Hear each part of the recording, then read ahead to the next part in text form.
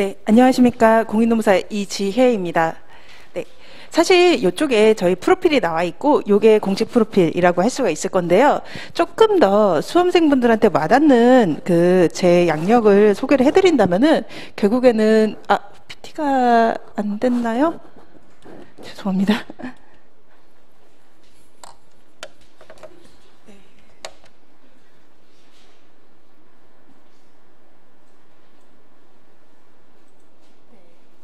요걸로 한번 그냥 제가 소개를 드리려고 해요. 네, 저는 이제 22회 공인노무사 시험에 합격을 했었고요. 사실 상당히 고득점이 나왔었습니다. 수험 기간은 13개월 정도 했었고요. 다른 수험 기간이 있었기 때문에 전 변리사 시험을 봤었거든요. 그렇기 때문에 조금 더 합격에 대해서 조금의 감각은 있긴 하였었지만 단기간에 합격을 하기 위해서 어떠한 스케줄로 공부를 해야 되는지 그리고 어떤 식으로 완성해야 되는지라고 하는 부분에 대해서 나름대로의 감각을 조금 세울 수 있었던 부분이 있었습니다. 그리고 지금 저는 이제 4번째 시즌을 마치고 나서 이제 프라임법학원에 이직을 하게 됐었는데요. 그동안의 4번째 시즌 동안에 저 같은 경우에는 모든 시험에 대해서 다 직접 채점을 하고 첨삭을 하게 되었었습니다. 그러면서 약간 어떤 부분에서 수험생들이 실수하고 어떠한 부분에서 수험생들이 조금 더 약한 부분이 있는지라고 하는 면에 대해서 공통적인 것이 있더라고요. 그런 부분에 대해 가지고서 조금 더 이제 감각을 가지고 들어올 수 있었고 그런 노하우를 조금 더 강의 속에 녹일 수 있게 되었던 그렇게 된 것 같습니다.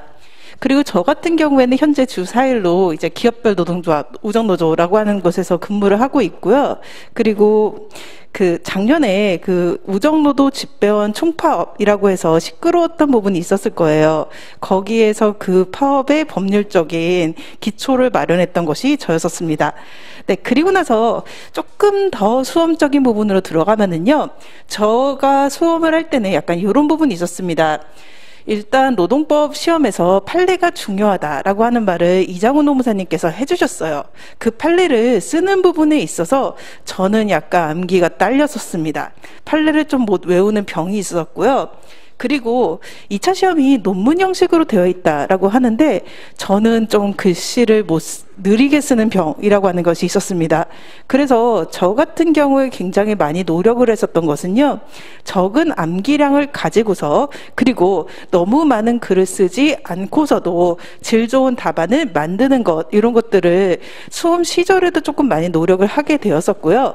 그리고 나서 이제 그럼으로써 좋은 점수도 받았었고 그 노하우를 조금 수험에 그리고 좀 녹여가지고서 강의와 교재를 만들려고 하는 부분들이 조금 있습니다. 약간 저는 지금 눈앞에 있는 과제, 기본 이론이라고 하는 부분에 대해 가지고서 조금 더 말씀을 드리고 싶다라는 생각이 드는데요. 일단 제 수업의 특징이 이런 식으로 흘러가게 될 겁니다. 일단 제가 만든 PPT 내용이고 제가 연기 때 이런 PPT를 띄워가면서 같이 수업을 하거든요. 여러분께서 이제 법을 보세요. 그리고 판례를 봅니다. 법이라고 하는 것은 약간 한국말로 되어 있는데 한국말 같지 않은 그런 느낌을 좀 가지고 있고요. 그리고 판례 같은 경우에도 뭔가 굉장히 말이 길어요. 같은 말이 반복되고 문장이 계속해서 이어집니다. 이런 것들을 조금 더 보기 좋게 구조화해서 이해를 잘 해주시도록 조금 이런 부분에 대해서 노력을 많이 할 생각을 하고 있고요. 또 한 가지 부분은 이제 이런 것들도 제가 좀 해요. 왜 하냐면은요. 이게 근로기준법이나 노동조합법 같은 것은 이제 좀 약간 현실에서의 살아있는 법이라고 할 수가 있거든요. 근데 여러분 같은 경우에는 노동조합이라고 하는 것이 뭔지 모르는 상태에서 노조법을 이제 시험에 합격할 수준으로 알아야 됩니다. 약간 그 장님이 코끼리를 만지는 듯이 그런 개념으로 노동법이 다가올 수 있거든요. 그런 것을 조금 와닿게 하기 위해 가지고서 저도 그런 입장에 있었다가 지금은 이제 노동조합의 파업을 다루게 된 사람으로서 제가 느끼는 것들을 조금 그림과 같은 것으로 직관적으로 풀어가지고서 많이 설명을 드리려고 합니다. 이런 식으로 저는 조금 이해 부분에 대해서는 여러분들에게 좀 이해시킬 수 있는 툴을 좀 많이 만들 거고요. 암기와 같은 경우에는 이제 암기 툴로서 두 문자라던가 아니면은 빈칸 채우기와 같은 것을 꾸준히 제공을 해 드릴 생각을 하고 있습니다. 그리고 저 같은 경우에는요, 연기부터 어느 정도 쓰기 시험이라고 하는 걸 봅니다. 그런데 그 쓰기 시험이라고 하는 것이 굉장히 막연하고 무서운 형태로 제가 쓰기 시험을 하진 않을 거예요. 일단 시험을 보진 않고요. 저는 숙제를 내드릴 겁니다. 그 숙제를 내드리고 나서 가지고 오시면은 제가 첨삭을 해서 다음 주에 드리거나 혹은 이제 수강생이 적으면은 점심시간에 피드백해서 바로 그 날에 드리는 그런 식으로 매주 피드백을 해 드릴 거고요. 제 피드백은 약간 이런 식으로 하고 있어요. 제가 그래도 이제 되게 유명하진 않은데요. 그래도 한 40명에서, 그러니까 30명에서 50명 그 사이로 이렇게 수강생들이 있는데 그래도 저는 이게 되더라고요. 네, 직장을 다니면서도 어떻게 지금 하고 있습니다. 이런 식으로 온라인으로는 연기 1기까지 피드백을 드리고 있고요. 오프라인 실강의 경우에는 전체 답안에 대해 가지고서 피드백을 드리고 있습니다. 일단은 강사가 직접 채점을 하는 것과 이제 채점 알바를 쓰는 것이 좀 차이가 있는데요. 아무래도 저는 출제 의도를 알고 있는 사람으로서 이 문제가 출제 의도에 얼마나 부합하는지라고 하는 것을 조금 캐치할 수 있고, 이런 부분들을 또 답안에 녹여가지고서 그리고 강의에 녹여가지고서 공유를 해드릴 수 있는 이런 장점이 좀 있습니다. 사실 조금 힘든데요. 올해까지는 이거 무조건 할 생각입니다. GS 3기 때 제가 거의 죽어나거든요. 근데 올해까지는 어떻게든 해보려고 하고 있습니다. 네, 그리고 나서 마지막으로 저희 각오 말씀을 드리면은요, 갑자기 좀 이상한 애가 하나 뜰 거예요. 네, 좀 더 웃기는 꼰대에 대한 그 그림 짤이라고 하는 걸 갖고 오려고 했었는데 그냥 이걸로 가름을 하려고 하는데요.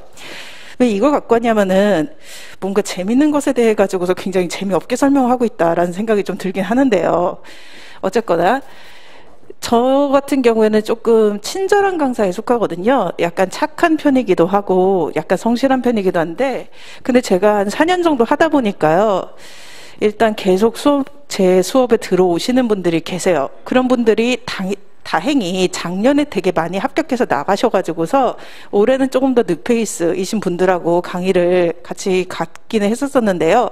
그런 과정을 보다 보니까 약간 그런 생각이 들더라고요. 여러분께서 열심히 하시긴 하시지만 제가 조금 더 악역을 맡아가지고서 푸시하는 사람이 되는 것이 더 좋지 않을까라고 하는 것. 물론 이제 사람이 가지고 가야 되는 노력이라고 하는 부분에 대해서 어느 정도 한계도 있고 장기전이기 때문에요. 그래서 너무 많은 스포트를 한꺼번에 돌릴 수 없는 것이긴 하지만 지금 하고 있는 것에서 조금 더 하면은 조금 더 나을 수 있다라고 하는 부분은 분명히 있을 겁니다.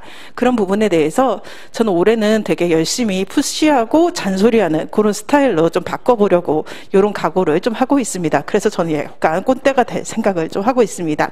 여기까지 말씀드리고서 마치도록 하겠습니다. 감사합니다.